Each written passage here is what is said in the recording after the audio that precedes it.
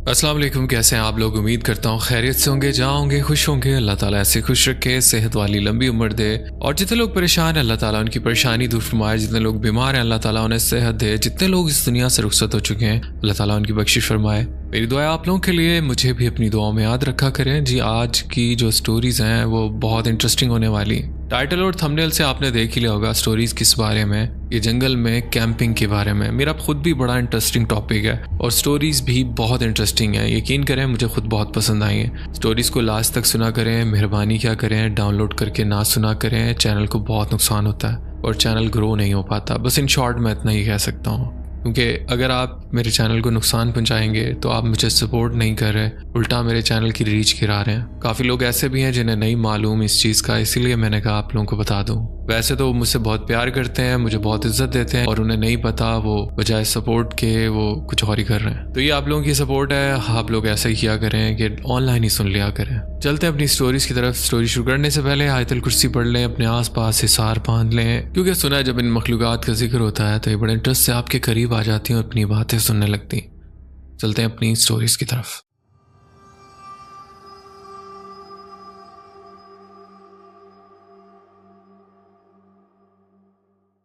अस्सलाम वालेकुम। मेरे चचा का वाकया है जो इन्होंने मुझे इस वक्त सुनाया था जब मैं उनसे मिला था।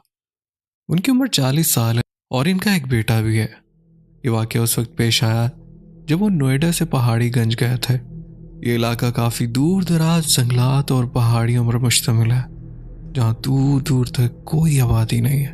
वो दिन के लिए तफरीह करने गए थे, लेकिन उनके साथ कुछ ऐसा हुआ कि उनके पैरों तले ज़मीन निकल गई। मेरे चचा अपनी जवानी के दिनों का जिक्र करते हुए बताते हैं कि वो सरकारी मुलाजिम है और इनकी काफ़ी दिनों से ये प्लानिंग चल रही थी कि किसी जंगली इलाके में जाएंगे और वहाँ इंस्टाग्राम के लिए वीडियो और पोस्टें बनाएंगे। उसकी पिक्चर्स मैं कुछ आपसे शेयर करूँगा, आप चाहें तो इन जंगलात मनाजर वहाँ देख सकते हैं। वो कहते हैं कि जितना खूबसूरत ये जंगलात दिन के वक्त लगते हैं, वो रात के वक्त ये इतने ही खौफनाक और पुरस्रार हो जाते हैं। काफ़ी अरसे से वो अपनी बीवी के साथ वहाँ जाने का सोच रहे थे, लेकिन वक्त नहीं मिल रहा था। फिर एक हफ्ते की छुट्टी मिली तो इनकी बीवी ने कहा अब हमें पहाड़ीगंज चलना चाहिए। वैसे भी हमने कभी वहाँ का खूबसूरत नज़ारा नहीं देखा। चूँकि वो अपनी बीवी की बात टाल नहीं सकते थे, इन्होंने जाने की तैयारी शुरू कर दी। पहले इन्होंने अपने दोस्तों से पूछा कि कोई साथ चलेगा या नहीं, लेकिन सबने कह दिया कि इनके पास वक्त नहीं है। इसके बाद इन्होंने अकेले ही जाने का बंदोबस्त कर लिया। आगे का वाकया बताने से पहले ये समझाना ज़रूरी है कि वहाँ के दिन किस कदर दिलफरेब और रातें कितनी दहशतनाक होती हैं। दोपहर के 1 बजे हम पहाड़ीगंज के लिए निकल जाते हैं। नोएडा से वहाँ पहुँचने में हमें तकरीबन 5 घंटे की ड्राइव करनी थी। मेरे पास अपनी नई गाड़ी थी जो मैंने हाल ही में ख़रीदी थी। मेरी बीवी आगे की सीट पर बैठी थी और हमारा बेटा पीछे था। हम अपने सफ़र पर रवाना हो गए। रास्ते में जगह जगह ढाबे आते थे जहाँ हम खाते पीते और एंजॉय करते रहे। हमारे पास कैंप का सारा सामान मौजूद था। शाम 6 बजे हम पहाड़गंज पहुँच गए। वो जगह इतनी खूबसूरत थी कि बयान करना मुश्किल है। दिन के वक्त वो जगह जन्नत जैसी लग रही थी, लेकिन रात को वही जगह बहुत खौफनाक हो जाती थी। हमें पहले से अंदाज़ा था, क्योंकि हमें वहाँ 2 रातें गुजारनी थी। ये वाकया 1 साल पुराना है। हम एक दूर दराज जगह पर गए जहाँ हर तरफ जंगल ही जंगल था। हमें एक अच्छी जगह नज़र आ गई और हमने वहाँ कैंप लगाने की तैयारी शुरू कर दी। मैंने अपनी गाड़ी सड़क के किनारे खड़ी कर दी, क्योंकि वहाँ एक सिंगल रोड थी। मौसम भी काफ़ी गर्म था। हमने तकरीबन शाम 7 बजे अपना कैंप लगा लिया। खाने पीने का थोड़ा बहुत इंतज़ाम भी कर रखा था, लेकिन हमारे पास ना तो गैस थी और ना ही चूल्हा। जब हमें खाने की ज़रूरत होती तो हम पहाड़ीगंज से तकरीबन 3 किलोमीटर दूर जाकर खाना खा लेते थे। जिस वक्त हम पहुंचे थे उस वक्त हमने इंस्टाग्राम पर कोई वीडियो नहीं बनाई थी। हमने सोचा था थकावट ख़त्म होने के बाद वीडियोस बनाएंगे। मेरे साथ मेरा बेटा भी था। थकन की वजह से हम बातें करते करते कब सो गए हमें पता ही नहीं चला। रात के तकरीबन 1 बजे मुझे वॉशरूम जाने की ज़रूरत महसूस हुई। मैं उठा और कैंप की जंजीर खोलकर बाहर गया। वॉशरूम से वापस आकर जब मैं कैंप में दाखिल हुआ तो मुझे अचानक किसी आदमी के रोने की आवाज़ सुनाई दी। जब मैंने इधर उधर देखा तो वहाँ कोई नहीं था। ये आवाज़ काफ़ी दूर से आ रही थी, लेकिन मुझे वो साफ महसूस हो रही थी क्योंकि इस जगह का माहौल मुकम्मल तौर पर पुरसुकून था। वहाँ ना कोई इंसान था और ना ही कोई ऐसी चीज़ जिससे ये आवाज़ आती। मैंने इस बात को नज़रअंदाज किया और कैंप की जंजीर बंद करके दोबारा सो गया। लेकिन तकरीबन आधे घंटे बाद मेरी नींद दोबारा टूट गई। उस बार मुझे ऐसा महसूस हुआ जैसे बाहर से कदमों की आवाज़ आ रही है, जैसे कोई हमें बाहर से देख रहा हो। बाहर काफ़ी अंधेरा था। जब मैंने बाहर देखा तो कुछ नज़र नहीं आया क्योंकि वो जगह बहुत तारीक थी। मैंने दोबारा सोने की कोशिश की, लेकिन फिर वही कदमों की आवाज़ सुनाई दी। तो मुझे लगा कि शायद कोई जानवर वगैरह होगा। फिर मुझे ऐसा लगा कि कोई ज़ोर ज़ोर से सांसें ले रहा है। सांसों की आवाज़ मेरे कानों तक गूंज रही थी। मेरी बीवी और मेरा बेटा गहरी नींद में सो रहे थे। इन्हें इस बात का कोई इल्म नहीं था। मैंने कैंप की जंजीर खोली और बाहर गया कि देखूं कौन है। जब मैं बाहर गया तो मुझे कुछ नज़र नहीं आया। मैंने दूर दूर तक देखा, लेकिन वहाँ कोई भी नहीं था। मुझे बहुत डर लग रहा था। मैं सोच रहा था कि अगर कोई जानवर वगैरह भी होगा तो इतनी जल्दी कहाँ जा सकता है। वो मुझे नज़र तो आता, मगर वहाँ ना कोई जानवर था और ना कोई इंसान। हर तरफ खामोशी थी। फिर मैंने इस बात को नज़रअंदाज किया और वापस कैंप में आकर लेट गया। अब मुझे बिल्कुल भी नींद नहीं आ रही थी। कुछ वक्त गुजरा होगा तो मुझे दोबारा से वो रोने की आवाज़ सुनाई थी। मैंने टॉर्च ली और अब मैं कैंप से बाहर निकल आया। मैं अब अपने कैंप से जब बाहर निकला तो मेरे चारों तरफ जंगल था। मैं टॉर्च लेकर उस जंगल में चला गया, पर मुझे वो आवाज़ कभी पेड़ के दूसरी साइड से आती। जब मैं उस जगह पहुंचता तो वहाँ कोई ना होता, और कभी दूसरी साइड से वो आवाज़ मूव कर रही थी। मैं बुरी तरह डर गया। मैं दोबारा अपने कैंप में आकर लेट गया। और मैं दोबारा जब लेटता हूँ तो मुझे दोबारा से किसी की चीखने की आवाज़ सुनाई थी। वो आवाज़ मेरे कानों में इतनी ज़ोर से गूंज रही थी कि मेरा दिल चाहा कि मैं अपनी बीवी को जगा दूं और पूछूं कि जो मैं सुन रहा हूँ क्या वो भी ये आवाज़ सुन रही है। लेकिन मैं जानता था कि वो सो रही है और शायद वो भी उस थकन के बायस गहरी नींद में है। मैंने सोचा कि उनकी नींद ख़राब ना करूं। फिर मैंने फ़ैसला किया कि एक बार और बाहर जाकर देख लेता हूँ कि आखिर ये कौन है जो मुझे सोने नहीं दे रहा। मैं दोबारा बाहर गया और देखा, लेकिन वहाँ कोई नहीं था। अब मैं बहुत ज़्यादा परेशान हो गया। मैं पहाड़ से नीचे उतरने लगा जहाँ मैंने अपनी गाड़ी पार्क की थी। गाड़ी में मेरे पास एक हैवी ड्यूटी टॉर्च थी। मैंने सोचा कि टॉर्च ले आऊं ताकि जब ये सब दोबारा महसूस हो तो मैं उस हैवी ड्यूटी टॉर्च से रोशनी से देखूं, ताकि उससे सही से विजिबल हो सके कि कौन है। पहाड़ से नीचे उतरते हुए जब मैं सड़क पर पहुंचा तो वहाँ ना कोई और गाड़ी थी और ना कोई इंसान, और सुनसान जगह पर सिर्फ मेरी गाड़ी खड़ी थी और कोई गाड़ी नहीं थी। जब मैं अपनी गाड़ी के पास पहुंचा तो मैंने अपनी गाड़ी से टॉर्च निकाली, गाड़ी को लॉक किया और ऊपर की तरफ चलने लगा। मुझे ऐसा महसूस हुआ जैसे मेरे पीछे कोई आ रहा जो मेरे साथ साथ चल रहा हो। यह एहसास बहुत अजीब था। जब मैंने पीछे मुड़कर देखा तो वहाँ कोई नहीं था। मैंने अपनी टॉर्च ऑन की और पहाड़ीगंज की तरफ चल पड़ा जहाँ हमने कैंप लगाया था। हम जिस जगह पर थे इसे पहाड़ीगंज कहा जाता था। मैंने कुछ कदम ऊपर बढ़ाए ही थे कि अचानक मेरी बीवी की चीखें की आवाज़ आई। मैं फौरन जागते हुए ऊपर की तरफ गया ताकि देख सकूं कि मामला क्या है। हम इतनी बुलंदी पर थे कि नीचे से ऊपर पहुंचने में मुझे 10 मिनट लगे और ऊपर जाने में 15 मिनट लग गए, क्योंकि रास्ता बहुत दुश्वार था और चढ़ाई की वजह से घुटनों पर जोर पड़ रहा था। जब मैं ऊपर पहुंचा तो देखा कि मेरा बेटा और मेरी बीवी बहुत डरे हुए थे और वो हाँफ रहे थे। जब मैंने इनसे वजह पूछी तो इन्होंने बताया कि किसी ने हमारे पाँव पकड़कर हमें कैंप से बाहर निकालने की कोशिश की। यह सुनकर मुझे समझ आ गया कि जो कुछ मेरे साथ हो रहा था वो कोई आम बात नहीं थी। बल्कि मामला वाकई संजीदा था। मैं दिल ही दिल में सोचने लगा कि अगर मैं इन्हें अपनी बात बता दूं तो वो और ज़्यादा डर जाएंगे। इसलिए मैंने इनका दिल बहलाने के लिए कहा, अरे ये सब तुम्हारा वहम होगा, ऐसा कुछ भी नहीं है। तो वो मुझसे पूछती हैं कि तुम कहाँ गए थे। मैं कहता हूँ कि मैं वॉशरूम के लिए गया था और फिर याद आया कि काफ़ी अंधेरा था तो मैं टॉर्च लेने गया। मगर वो मेरी बात मानने को तैयार नहीं थी और कहती हैं कि हमारे साथ जो कुछ हुआ वो वाकई हकीकत है। जब वो मेरे चेहरे को गौर से देखती हैं और महसूस करती हैं कि मैं भी काफ़ी डरा हुआ हूँ, तो वो मुझसे पूछती हैं, क्या तुम्हारे साथ भी कुछ हुआ है?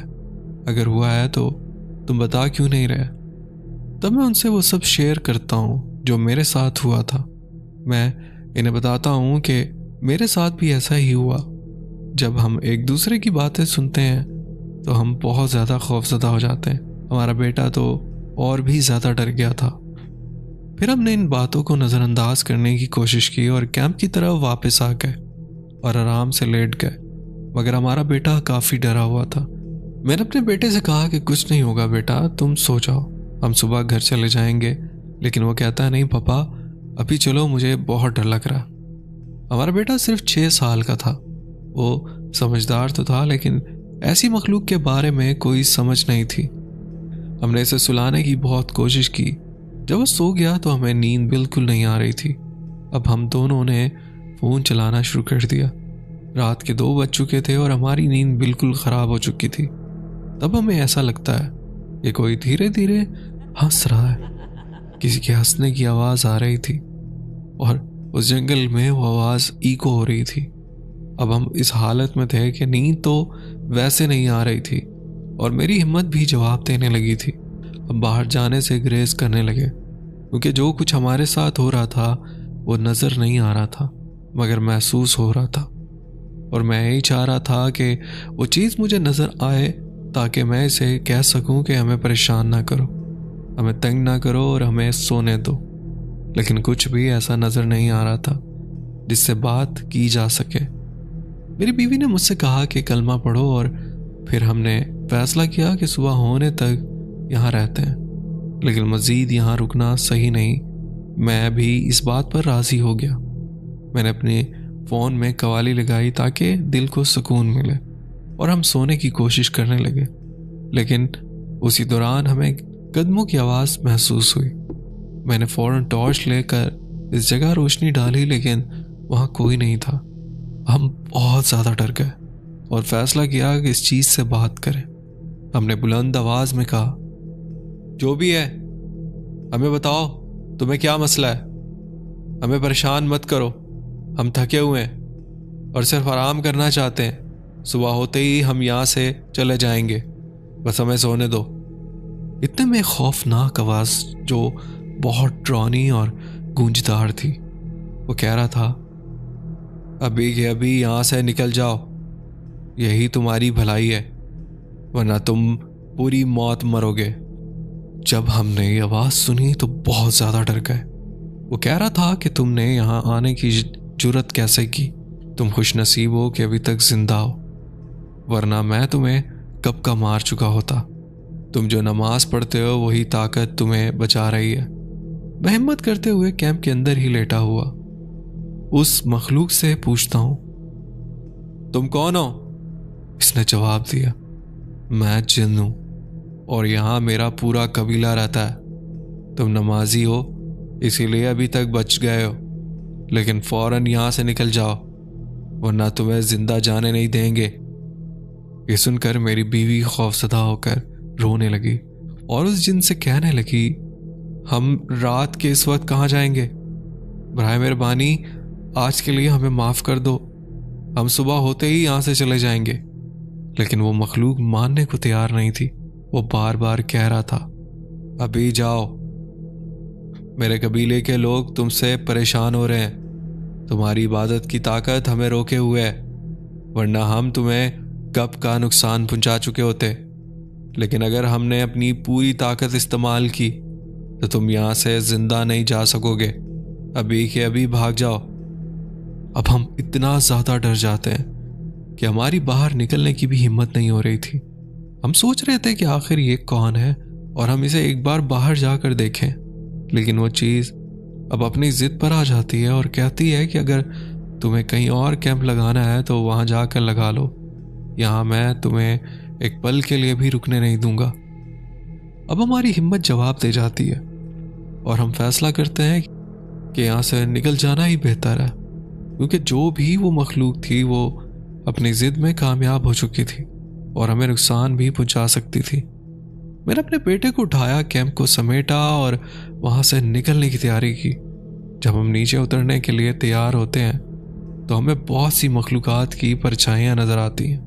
वो सिर्फ एक नहीं बल्कि बहुत ज़्यादा थी और उनकी आंखें सुर्ख अंगारे की तरह चमक रही थी। अब इतना ज़्यादा डर जाते हैं कि हमारे कदम तेज़ हो जाते हैं। वो तमाम मखलूकात हमें देखकर खौफनाक आवाज़ में हंस रही थी। हमने जल्दी जल्दी कदम बढ़ाए और नीचे उतरने की कोशिश की। वो तमाम मखलूकात एक साथ कहती हैं, अब तो यहाँ आ गए हो, लेकिन दोबारा यहाँ आने की हिम्मत ना करना, वरना बहुत बुरी तरह मारे जाओगे।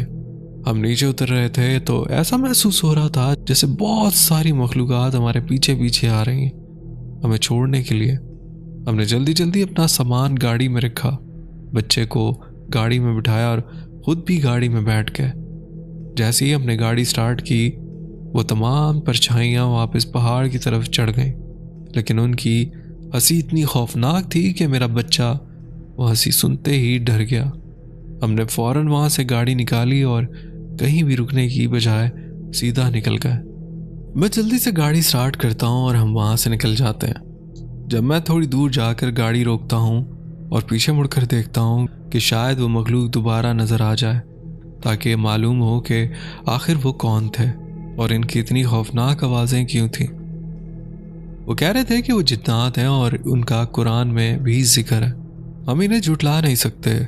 मुझे इन्हें देखने का जुनून सवार हो गया, लेकिन वो मखलूक हमें नज़र नहीं आई। जो भी चीज़ थी इसकी परछाइयाँ तो दिखाई दे रही थी, लेकिन इंसान की शक्ल में वो वैसे नज़र नहीं आ रही थी जैसे मैं देखना चाह रहा था। फिर दोबारा मैंने गाड़ी स्टार्ट की और हम सीधा अपने घर के लिए निकल गए। रात के तकरीबन 3:30 बज चुके थे और हमने अभी आधा सफ़र ही तय किया था। हमें अभी मज़ीद सफ़र करना था। हम जंगल की एक सड़क पर थे जहाँ दूर दूर तक सन्नाटा था और आबादी का नाम और निशान नहीं था। उसी दौरान हमें एक लड़की नज़र आई जो हाथ के इशारे से मदद मांग रही थी। मेरी बीवी फ़ौरन कहती है कि मत रोको, क्या पता ये भी वैसी ही हो।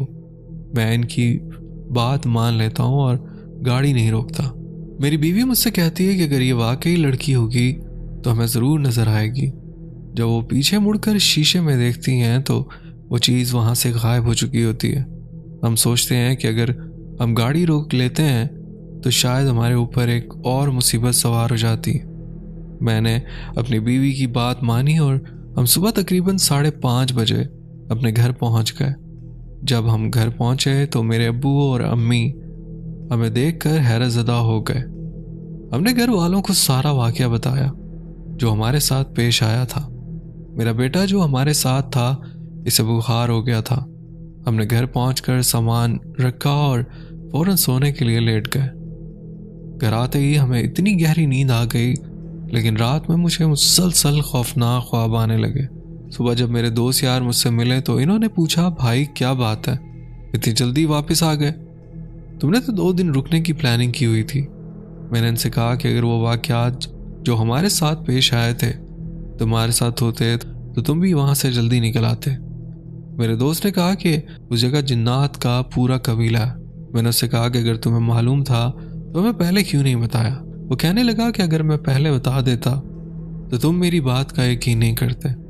इसके बाद मैं और मेरी बीवी मौलाना साहब के पास गए और इन्हें सारा वाक़या बताया। इन्होंने कहा जिस रात वो मखलूक तुम्हें परेशान कर रही थी वो वाकई जिन्नात थे और वो एक नहीं बल्कि बहुत ज़्यादा थे। अच्छा हुआ कि तुम वहाँ से निकल आए। तुम्हारी नमाज पढ़ने की वजह से तुम बच गए, वरना शायद तुम बच ना पाते, क्योंकि उनमें से कुछ अच्छे होते हैं और कुछ बहुत बुरे। मौलाना साहब ने हमें एक तावीज़ दिया जिसके बाद मुझे वो डरावने ख्वाब आना बंद हो गए। ख्वाब बहुत खौफनाक थे, लेकिन अल्लाह का शुक्र है कि हम उस मुश्किल से निकल आए। ये मेरा एक हकीकी वाक़या था जो मैंने आप सबके साथ शेयर किया। मैं उम्मीद करता हूँ कि आपको ये वाक़या अच्छा लगा होगा और आप इसे अपने प्रोग्राम में लाजमी शेयर करेंगे। और आखिर में एक बात कहना चाहूँगा, आपकी कहानियाँ सुनाने का अंदाज़ बहुत अच्छा है। माशाल्लाह आपकी आवाज़ भी बहुत खूबसूरत है। यही वजह है कि मैंने यह हकीकी वाक़या आपको बताया। बहुत शुक्रिया इतनी तारीफ़ करने के लिए, इतनी इज्जत देने के लिए। अल्लाह ताला आपको खुश रखे। बढ़ते हैं एक और स्टोरी की तरफ।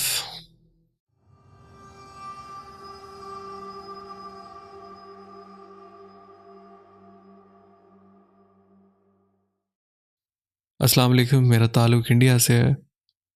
वैसे तो मेरा अपना बिजनेस है, लेकिन मेरा एक पैशन है शिकार का, जो हम 2-3 महीने में कुछ दोस्त मिलकर शिकार के लिए जंगल जाया करते थे। अब हमने वहाँ जंगल में एक हट बनवा रखा था जहाँ हम लोग नाइट स्टे किया करते थे। वो हट कोई इतना ख़ास नहीं था, सिंपली हमने रात गुजारने के लिए वो हट बनवा रखा था जिसमें हमने कुछ सामान रखा हुआ था। वो लकड़ी का एक हट था जिसमें 2 बेड थे और ज़रूरत की कुछ क्रॉकरी वगैरह। हम लोग नाइट स्टे किया करते थे। एक दफ़ा मेरा शिकार का प्लान बनता है, लेकिन मेरे जो दोस्त थे वो जाने से मना करते थे। मैं अकेला ही शिकार के लिए निकल जाता हूँ। मेरे पास एक 4x4 गाड़ी है और मेरा एक डॉग जो जर्मन शेपर्ड नस्ल का है मेरे साथ ही शिकार पर जाया करता था। मैं मामूल के हिसाब से निकल पड़ा शाम को, क्योंकि उससे अगले दिन छुट्टी थी। तो मैंने मौका देखा और मैं शिकार के लिए निकल गया। मैं शाम को वहाँ से निकल पड़ा ताकि मैं रात अपने हट में गुजारूं और नेक्स्ट डे पूरा अपना शिकार करूं, उससे अगली रात मैं घर वापस आ जाऊं। अब मैं अपना ज़रूरत का कुछ सामान अपनी गाड़ी में रखता हूं और अपने डॉग को लेता हूं और निकल पड़ता हूं जंगल की तरफ। वो सर्दियों का मौसम था। अब तकरीबन 2 से 3 घंटे मुझे जंगल के अंदर ड्राइव करते हुए जाना था। तो खैर, अपना सफ़र पूरा करने के बाद मैं अपने हट तक पहुंच जाता हूं। आज ये जगह बहुत पुरस्कार लग रही थी, या शायद मैं अकेला था तो मुझे ज़्यादा फील हो रहा था। इससे पहले मैं अपने दोस्तों के साथ इस जगह पर आया करता था। हम लोग खूब इंजॉय किया करते थे, रात को आग लगा कर बैठ जाया करते थे। लेकिन आज मुझे माहौल में कुछ ज़्यादा ही पुरस्कारियत फील हो रही थी। ये शाम हो चुकी थी और शाम में भी ये जंगल बहुत डरावना लग रहा था। अब मुझे यहाँ रात गुजारनी थी। खैर, मैंने अपनी गाड़ी लॉक की, अपने डॉग को लिया और हट में चला गया। मैंने जाकर अपना बेड वगैरह झाड़ा सोने के लिए, अपना लैपटॉप चार्जिंग पे लगाया और अपने मोबाइल में स्क्रॉलिंग करने लगा और अपनी कुछ हंटिंग से रिलेटेड वीडियोस देखने लगा जिसमें मेरा इंटरेस्ट था। मैं बहुत तवज्जो से वीडियोस देख रहा था। बाहर बहुत सन्नाटा था, वो खामोश जंगल था। मैं लेटा बस अपनी वीडियो देख रहा था। वीडियो में एक गोरा जो कि हंटिंग के कुछ टिप्स दे रहा था, मैं उसे बड़े गौर से सुन रहा था और वही आवाज़ मेरे उस कैबिन में गूंज रही थी और बाहर की खामोशी मैं अंदर भी फील कर सकता था। मेरा डॉग नीचे ज़मीन पर लेटा हुआ था कि अचानक मेरी नज़र मेरे डॉग पर जाती है। वो कुछ बेचैन हो गया। अगर आपने जानवरों को नोटिस किया तो जानवर अपने कान कैसे घुमा रहे होते हैं जैसे उन्हें कुछ सुनाई दे रहा हो। अब वो बहुत बेचैन होने लगा। वो कान इधर से उधर घुमाने लगा जैसे उसे कुछ सुनाई दे रहा।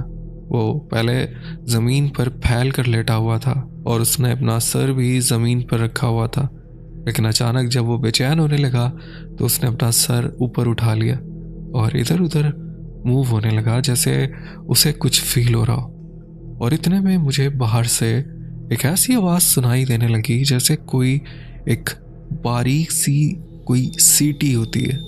वो सीटी हल्की सी आवाज़ में बहुत दूर कहीं बज रही थी। वो मैंने तब फील किया जब मैंने अपने डॉग को बेचैन देखा। तो मैं जो वीडियो देख रहा था मैंने वो पॉज कर दी ताकि मैं फील कर सकूं, क्योंकि वो डॉग मेरे साथ, मैंने उसे बचपन से पाला है। उसकी हर एक्टिविटी मैं फील कर जाता हूँ कि कब वो तकलीफ़ में है और कब वो कौन सी मूवमेंट कर रहा है।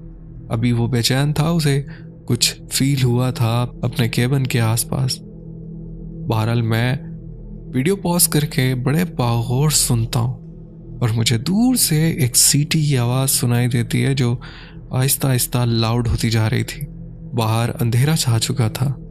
मैं थोड़ा घबरा जाता हूँ क्योंकि यहाँ की पुरसारियत मैं जब इस जगह आया था तो तब ही मेरे दिल पर असर कर चुकी थी। अब मैं खामोशी से जायज़ा लेने लगा। मेरा डॉग बहुत बेचैन था, जैसे उसे महसूस हो रहा है कि आसपास कोई है। मैंने उसे खामोश रहने का इशारा दिया। वो मेरा ट्रेन डॉग था। जब मैंने उसे इशारा दिया तो वो बस कान खड़े दोबारा से ज़मीन पर सर रख कर और वैसे ही बैठ गया। लेकिन उसके कान खड़े थे, वो सिर्फ मेरी वजह से खामोश था। और मैं भी यही चाह रहा था कि वो जानवर है भौंक ना दे और बाहर जो भी है उसे ये आइडिया ना हो जाए कि अंदर कोई है। मैं फटाफट उठता हूँ। कमरे में एक हल्की सी लाइट जल रही थी, मैं उसे भी बुझा देता हूँ। जैसा कि मैंने बताया कि वो लकड़ी का हट था, उसके अंदर सिर्फ एक रूम था और बाहर एक गैलरी थी, वो भी लकड़ी की थी। और वहाँ पर कुछ चेयर्स रखी हुई थी कि अगर आप बाहर बैठकर चाय पिएं और साथ में जंगल का एम्बियंस एंजॉय करना चाहें तो उसके लिए वो जगह बनी हुई थी, जिस पर अगर कोई चलता था तो उसके कदमों की आवाज़ भी गूंजती थी। मैं नोटिस करता हूँ कि वो सीटी की आवाज़ अब हमारे बहुत करीब आ चुकी थी। यहाँ मैं बताता चलूँ कि मैं बगौर उसे सुन रहा था और जब वो बहुत करीब आती है तो मैं नोटिस करता हूँ कि वो सीटी की आवाज़ इस तरह आ रही थी जैसे कोई सांस ले रहा हो, और वो जब सांस लेता है तो उससे सीटी की आवाज़ आती है। वो कोई था जो मेरे हट के बाहर घूम रहा था। चूँकि वो जब करीब आ रहा था तो पत्तों की आवाज़ आ रही थी, जैसे कोई पत्ते पाँव के नीचे आए तो छड़ छड़ की आवाज़ आती है। बिल्कुल वैसी आवाज़ मुझे बाहर से आ रही थी, और वो सीटी की आवाज़ और किसी के चलने की आवाज़। यहाँ मैं बताता चलूँ, वो चलना भी ऐसा था कि कोई चल ऐसे रहा था, ना वो पाँव उठाकर चल रहा था। ऐसा लग रहा था वो जैसे अपने कदम सिरका सिरका कर चल रहा हो। बड़ी तकलीफ से वो इस तरफ आ रहा हो। मैं दुबक गया और अपने डॉग को भी यही इशारा दिया कि वो खामोश रहे। अब थोड़ी देर बाद जो हमारा प्लेटफॉर्म था जो लकड़ी का बना हुआ था, वहाँ पर मुझे ऐसे लगा जैसे कदमों की आवाज़ है। कोई मेरे हट के बाहर उस फ्लोर पर ऐसे चल रहा था और चलने की आवाज़ ऐसे आ रही थी जैसे कोई लकड़ी पर चलता है। वो इधर से उधर मूव कर रहा था और वो भारी कदमों की आवाज़ ठक ठक ठक वो इधर से उधर मूव होती मुझे फील हो रही थी। ये एहसास इतना खौफनाक था, मैं आपको क्या बताऊं। ये जगह जंगल के बीचों बीच थी और यहाँ गाड़ी के बगैर आना इम्पॉसिबल था। और ये जगह हमने सेलेक्ट की हुई थी, ये बहुत ही अलग थलग थी, यानी यहाँ पर किसी और इंसान का आना नामुमकिन था। पर ये कौन था जो मेरे हट के बाहर घूम रहा था और साथ में वो सीटी की सांस लेने की आवाज़ आ रही थी। पहले तो मैं डर कर बैठा रहा, लेकिन उसके बाद एक क्यूरियोसिटी होने लगी कि मैं बाहर देखूं तो है कौन। अब मैं दरवाज़ा खोलकर बाहर देखना नहीं चाहता था कि खुदा न खास्ता कोई ऐसी चीज़, ऐसी मखलूक हो और मेरा उससे इनकाउंटर हो जाए। मुझ में इतनी हिम्मत नहीं थी। मैंने क्या किया कि मैं अपने उस लकड़ी के डोर में होल तलाश करने लगा कि कहीं मुझे एक कोई ऐसी जगह नज़र आ जाए जिससे मैं बाहर का मंजर देख सकूं कि बाहर कौन है। बाहर हल्की हल्की चांद की चांदनी थी, इसलिए बाहर कुछ दिखाई दे रहा था। मेरे कमरे में अंधेरा था, इसीलिए मैंने उसका एडवांटेज लिया। मैं एक होल तलाश करने में कामयाब हो गया। वो बेसिकली एक होल नहीं था, वो एक लकड़ी के बीच में गैप आया हुआ था। मैं वहाँ बैठकर और उससे बाहर देखने लगा और वो जगह नीचे की तरफ थी। आप यकीन जाने मुझे किसी की टांगें दिखाई दी, वो बहुत अजीब थी। वो जब भी उस जगह से गुजरता जहाँ से बैठा मैं देख रहा था, मुझे सिर्फ उसकी टांगें दिखाई दे रही थी और बस मेरा दिल जैसे फटने वाला हो। मैं इतना डर चुका था, मेरा दिल धक धक कर रहा था। मैं मुसलसल अपने डॉग को खामोश करवाता रहा कि कभी भी वो भौंक ना दे, पर जानवर तो जानवर है। वो इतना बेचैन हो चुका था कि उसने भौंकना शुरू कर दिया। और जैसे ही उसने भौंकना शुरू किया, वो जो चीज़ बाहर थी उसने ज़ोर ज़ोर से दरवाज़ा बजाना शुरू कर दिया। ओ मेरे खुदा, मैं बहुत बुरी तरह डर गया था। मैं किस मुसीबत में फंस गया। मेरा डॉग मुसलसल अब लाउडली भौंक रहा था और बाहर जो मखलूक थी या जो भी था वो ज़ोर ज़ोर से दरवाज़ा नॉक करने लगा कि बस कैसे भी वो दरवाज़ा तोड़कर अंदर आ जाए। उसका बस नहीं चल रहा था। अब मुझे अपने डॉग की फ़िक्र होने लगी क्योंकि मैं उससे बहुत मोहब्बत करता हूँ। मैं नहीं चाहता था कि अब मैं मुसीबत में फंस गया हूँ तो ये जानवर है, ये भी मेरे साथ मुसीबत में ना फंस जाए। मैं क्या करता हूँ कि एक छोटी सी विंडो उस हट के बैक साइड पे थी जहाँ से बामुश्किल एक जानवर ही गुजर सकता था। मैंने बड़ी मुश्किल से वो विंडो खोली और अपने डॉग को वहाँ से ज़बरदस्ती बाहर निकाल दिया कि जानवर है, जंगल में कहीं भी इधर उधर चला जाएगा, फिर इसके भागने की स्पीड इंसान से कहीं ज़्यादा। तो मैं तो इस मुसीबत में फंस चुका था, लेकिन इस जानवर की जान बच जाए मैं उसे उस विंडो से बाहर निकाल देता हूँ और बेबसी से अपने बेड पे आके बैठ जाता हूँ। बाहर ज़ोर ज़ोर से दरवाज़ा नॉक हो रहा है और बस खामोशी से इंतज़ार कर रहा हूँ कि कब दरवाज़ा टूटेगा और कब वो जो भी चीज़ बाहर है वो मुझ पर हमला कर देगी। बस मैं दिल ही दिल अपने गुनाहों की माफ़ी मांग रहा हूँ और जो मुझे पढ़ना था मैं पढ़ता चला जा रहा हूँ। और फिर एकदम से ऐसा लगता है जैसे उस चीज़ पर किसी ने हमला किया। मुझे अपने डॉग की एग्रेसिव वॉइस सुनाई दी, जैसे मेरे डॉग ने उस पर हमला कर दिया और वो जो भी चीज़ बाहर मौजूद थी वो पैनिक हो चुकी थी। उसके कुछ देर बाद खामोशी सी हो गई और मैं महसूस करता हूँ कि अब जो बाहर एक्टिविटीज़ हो रही थी वो थम गई। मुझे अपने डॉग की फ़िक्र हो गई। मैंने कहा वो किसी मुसीबत में फंस गया, वो जानवर है, वफ़ादार है। उसने देखा कि मेरा मालिक मुसीबत में, वो मुझे छोड़कर नहीं भागा। लेकिन एक तकलीफ दे बात यह थी कि मेरे डॉग की भी आवाज़ बंद हो गई थी। मैं कुछ देर खामोश रहा और फिर हिम्मत करके मैंने बाहर की तरफ का जायज़ा लिया जहाँ मुझे कोई दिखाई नहीं दिया। मैं बड़े आराम से उस डोर का लॉक खोलता हूँ और फिर बाहर देखता हूँ तो मेरा जो डॉग था वो उसी जगह इतना पुरसुकून बैठा हुआ है कि जैसे कुछ हुआ ही ना हो। अभी वो इतना अग्रेसिव किसी से लड़ाई कर रहा था और उसके अलावा उस पूरी जगह पर कोई नहीं था। वो पुरसुकून बैठा है और मुझे देखे जा रहा है, जैसे मुझसे कहना चाह रहा हो कि अब आप सेफ हैं। मैं उसे देखता हूँ, वो बड़े अजीब तरीके से बैठा और सिर्फ आंखें खोलकर मुझे ही देख रहा है। मैं अपने डॉग को प्यार करता हूँ तो मैं महसूस करता हूँ जैसे उसे किसी ने पंजे मारे हो। वो मेरा डॉग जख्मी था, वो तकलीफ में था। मैं उसे उठाता हूँ और अंदर हट में ले आता हूँ। मैं अभी दरवाज़ा बंद करने जा रहा था कि बाहर मुझे दूर जंगल में कोई दिखाई देता है। वो यहीं मेरी तरफ देख रहा था। उसकी लाल सुर्ख आंखें थीं। उसका मुंह ऐसा था जैसे आंखों की जगह खला हो, एक अंधेरा हो। और मुझे एक चीज़ याद है जो सबसे खौफनाक बात थी, उसके होंठ नहीं थे। दोनों होंठ जैसे किसी ने पूरे काट दिए हों और पूरा जबड़ा अंदर से दिखाई दे रहा था। बहुत ही खौफनाक चीज़ थी। जब मैं दरवाज़ा बंद करने लगा तो मैं देखता हूँ मेरा जो डॉग था वो अब बेड से भागता हुआ मेरे पाँव के पास से बाहर निकल गया और उस मखलूक के पीछे भागने लगा। मैंने उसे आवाज़ें दी लेकिन वो नहीं सुन रहा था। मैं अब जल्दी से एक टॉर्च लेता हूँ और अपने डॉग के पीछे भागता हूँ। मेरा डॉग उसके पीछे और मैं अपने डॉग को ढूंढने के पीछे। अब यकीन जाने पता नहीं कहाँ निकल गया, मुझे दिखाई ही नहीं दिया। थोड़ी देर में मेरा डॉग मेरी आंखों के सामने से ओझल हो गया। वो कहीं गायब हो गया उस जंगल के अंधेरे में। और वो जो मखलूक थी वो ऐसा रिएक्ट कर रही थी जैसे डॉग उसके पीछे भागता है वो जंगल में कहीं गायब हो जाती है। मैं टॉर्च लिए अपने डॉग को जंगल में ढूंढ रहा था। इससे पहले मैं डरा हुआ था, लेकिन मुझे इस डॉग से बहुत मोहब्बत थी और इसने मेरे लिए अपने आप को रिस्क में डाला। तो मैं अब उसका पीछा करते हुए घने जंगल में चला गया। जो जंगल बहुत स्पूकी था और अंधेरे में डूबा हुआ था। मैं टॉर्च चारों तरफ मार रहा हूँ।